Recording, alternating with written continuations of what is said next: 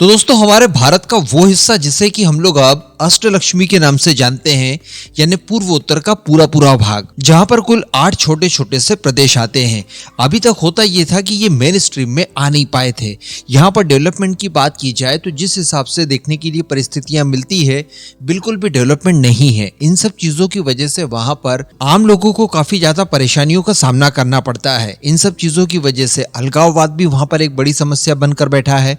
Recently Manipur में हम लोगों ने जो चीजें देखी, ये लंबे समय से दशकों से चली आ रही है और अगर परिस्थितियों में हम लोगों ने बदलाव नहीं किए तो शायद ये आगे दशकों तक और भी चलेगी। इस वजह से यहाँ पर अब बेसिक चीजें की जा रही है, जिसके लिए सर्वप्रथम तो यहाँ पर इंफ्रास्ट्रक्चर को बिल्ड किया जा रहा है। हालांकि ये सारी चीजें इतनी आसान नहीं थी। हम लोग देख रहे हैं जैसे जैसे नॉर्थ ईस्ट में डेवलपमेंट के काम किए जा रहे हैं, बीच में रोकने वालों की कोई कमी देखने के लिए नहीं मिल रही है। लगातार कोशिशें हो रही है, लेकिन फिर भी इंफ्रास्ट्रक्चर बहुत बड़े स्केल पर यहाँ पर डेवलप किया जा रहा है। अब इसके अलावा भारत की प्लानिंग ये है कि नॉर्थ ईस्ट के सभी राज्यों में मिला जुला कर $1 ट्रिलियन का इन्वेस्टमेंट करवाया जाए। ये अपने आप में बहुत बड़ी रकम है, लेकिन अगर ये चीजें संभव हो जाती है तो समझ लीजिए कि नॉर्थ ईस्ट के राज्यों की और इन्वेस्टमेंट के लिए हमारे पास स्कोप है भी।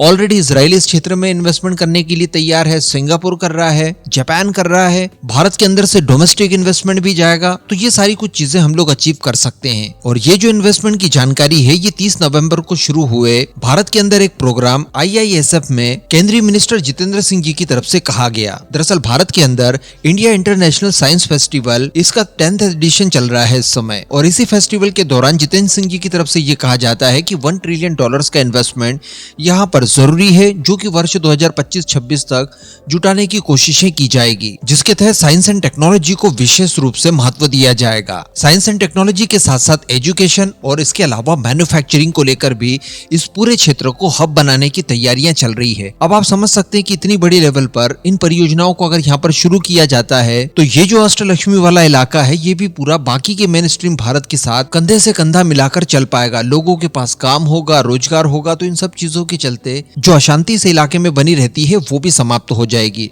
अब इन चीजों को पचा पाना इतना ज्यादा भी आसान नहीं है। इस वजह से यहाँ पर एक बाधा नहीं उत्पन्न करने की कोशिश की जा रही है, जिसके लिए जरिया चुना गया है बांग्लादेश को। देखिए, बांग्लादेश लगातार भारत के खिलाफ एक के बाद एक गतिविधियां करते जा रहा है। कल की वीडियो में हम लोगों ने देखा कि बांग्लादेश की फोर्सेस भारत के अंदर घुस जाती है, भारत की सीमाओं के अंदर हो रहे निर्माण को रोकने की कोशिशें करती है।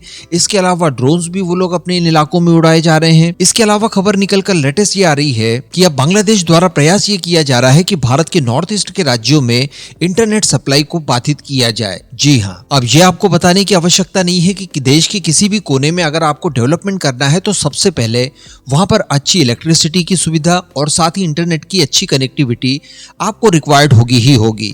अगर इस समय नॉर्थ ईस्ट की बात की जाए कि वहां पर इंटरनेट की कनेक्टिविटी किस तरह से प्रदान की जाती है, तो अभी पूर्वोत्तर के राज्यों में भारत की जो डोमेस्टिक फाइबर ऑप्टिकल नेटवर्क है, उसी का इस्तेमाल चेन्नई में सबमर्सिबल केबल के माध्यम से और साथ ही सिंगापुर का सहयोग लेकर इस एरिया में कनेक्टिविटी दी जाती है। ये प्रॉपर दी तो जाती है, लेकिन फिर भी इनकी स्पीड वगैरह और जो आउटपुट मिलता है वो इतना ज्यादा तेज नहीं है।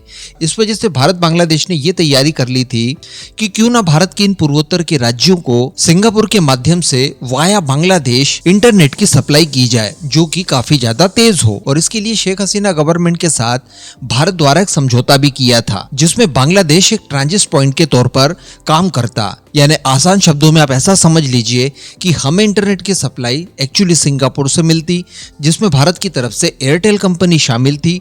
वो वाया बांग्लादेश हमारे पूर्वोत्तर के राज्यों में इंटरनेट की सप्लाई आपूर्ति कर पाती। ये ठीक वैसे ही समझौता था जैसा कि हम लोग इस समय नेपाल की बिजली भारत के रास्ते बांग्लादेश को सप्लाई करने की परमिशन दिए हैं। आप सभी को याद होगा, कुछ ही समय पहले मैंने आपको इस डील के बारे में बताया था कि नेपाल बांग्लादेश के बीच में इलेक्ट्रिसिटी की सप्लाई को लेकर डील हुई है, जिसमें बीच में भारत पड़ता है और भारत अपने इंफ्रास्ट्रक्चर का इस्तेमाल करते हुए बांग्लादेश को बिजली की सप्लाई जो कि नेपाल से की जाएगी उसे प्रोवाइड कराएगा। तो यहाँ पर भी कुछ ऐसा ही होता। बीच में जो भी लेन देन होती वो भारत द्वारा बांग्लादेश को की जाती।